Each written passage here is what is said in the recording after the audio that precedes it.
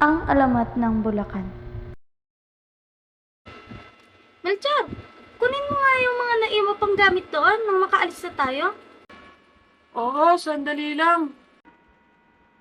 Ano, ayos na ba? Bilisan nyo na at hapon na. Baka abutin tayo ng gabi sa daan.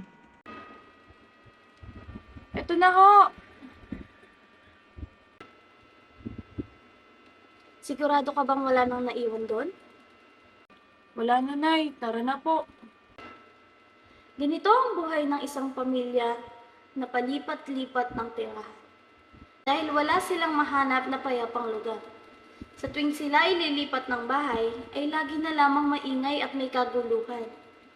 Dahil nga sa may edad na mga magulang ni Melchor, gusto nito ng isang payapang lugar kung saan tahimik at walang maraming tao na nagiging sanhi ng kaguluhan. Sa kalagitnaan ng kanilang pagbiyahe, ay nasira ang kanilang sasakyan sa gitna ng kaguluhan. Dito na tayo magpalipas ng gabi sa gubat. Dahil wala din naman tayong makikitang paayusan ng sasakyan at malayo na tayo sa syudad. Hindi ba delikado dito? Baka may mababangis na hayop. Nay, sandali lang ho ah. Nahihina ho kasi ako. Bumaba si Melchor sa kanilang sasakyan at pumunta sa kagubatan upang humanap ng maiihi. Sa di kalayuan ay may nakita si Melchor na ilaw na parang nanggagaling sa isang maliit na kubo. Agad itong pumunta sa kanyang magulan at sinabi, Inay! Itay!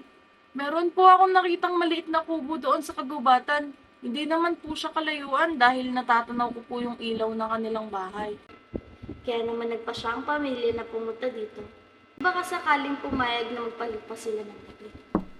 Magandang gabi ho. Tao po. Sino yan? Ay, magandang gabi po, Ginang. Maaari po ba kaming makituloy? Magpapalipas lang ho ng gabi. Gawa nasiraan ho kami ng sasakyan eh. Wala naman po kami makitang mag-aayos. Sige, maupo kayo. Saan ba kayo galing at mukhang malayo ang inyong pupuntahan? Papunta ho sana kami sa kabilang bayan. Maglilipat ho kami ng bahay dahil wala naman po kami permanenteng tirahan. Bakit ba kayo palipat-lipat ng tirahan? Gusto ho kasi namin ng tirahan na tahimik ang kapaligiran. Kaso kapag ho kasi sa syudad kami nakatira, puro ho kaguluhan at ingay. Ganun ba? Sige, dito na kayo magpalipas ng gabi. Kinaumagahan, paalis na sila Melchor, ngunit pinigilan sila ng maganda.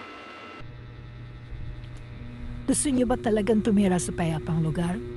Meron akong alam, malayo ito sa Biasnan at talagang wala kayong kapitbahay sa lugar na ito.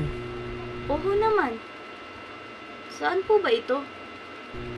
Sa Bulacan. Bulacan? Meron ho bang ganun lugar?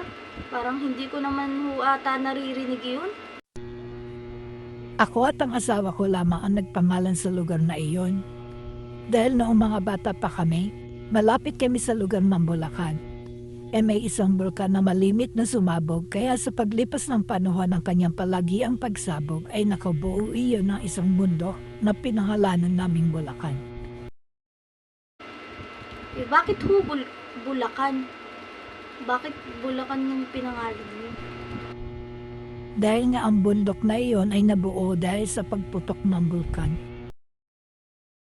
Kaya naman sinamahan sila ng matanda upang pumunta sa lugar. Sadyang napakatahimik po talaga sa lugar na ito at napakadaming bulaklak nakangiting sa... Nakita mo ba ang bulkan na iyon? Ayan ang bulkan na ibinabanggit ko sa iyo. Pero matagal na panahon na simula nung pumutok yan kaya huwag kayong mag-alala. Pagkatapos ng pagsampit na iyon ng matanda, ay bigla itong naglaho. Pinagulat ito ng pamilya ni Melchor. Kaya naman bumalik ang nanay sa gubat at nagtanong sa nakita niyang tao doon sa kubo na pinanggalingan nila. Maaari ho bang magtanong? Nandito ho ba yung matandang babae nagturo sa amin ng lugar na tinatawag ng Bulacan? Ha? Yun po si Manang Bulak. Nagpakita po siya sa inyo. Ha? Di ba isang matandang babae si nanay? Matagal na po siyang patay dahil po sa pagsabog ng bulkan. Kaya nga ho, Bulacan yung pinangalan dyan dahil kay Manang Bulak. Si Manang Bulak po kasi ay kilala sa ganda ng kanyang bulaklak na pananim. Ngunit sa pagsabog nga ho ng bulkan, nasawi siya kasama ng kanyang pamilya. Kaya nga ho, ang pangalan ng lugar na yan ay Bulacan mula sa kanyang pangalan na Bulak at sa pagsabog ng bulkan. Simula nga noon, maligayang lumuhay ang pamilya ni Melchor sa lugar ng Bulacan.